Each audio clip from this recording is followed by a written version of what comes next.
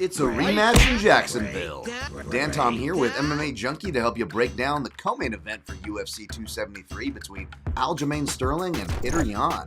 Sterling, who of course won the title last year in rather ignominious fashion when suffering a blatant illegal knee, forcing Yan to relinquish his title to Sterling, but with Sterling being unable to defend the title later that year due to health issues, an interim title was thrown on the board and competed for between Corey Sandhagen and Petr Yan. Yan, of course, won that fight via his building ways, pulling away down the stretch, earning the interim title, which now sets us up for a massive unification bout this Saturday.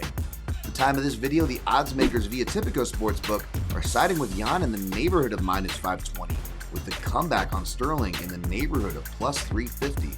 Now, it can feel a bit disrespectful to see the technically sitting American champ at such big underdog odds, but evidence is kind of a hard thing to go against as far as the evidence that we've been privy to, which is just that first fight.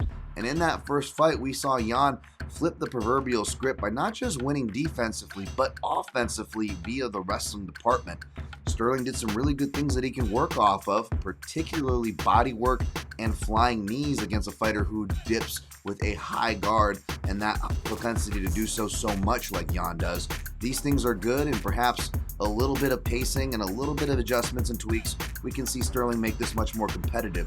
I think he does, but I don't think I can pick him this time. Last time, we didn't quite have the answers. We had assumptions on both sides of the equation, and the fight was taking place in the smaller cage, which can, favor a grappler, especially a back-taking one like Sterling. But this is the bigger cage, and we've seen how a lot of these wrestling exchanges play out, particularly due to Petr Yan's hand fighting, something I always stress and write down in my breakdowns, which you can go check out at MMAJunkie.com.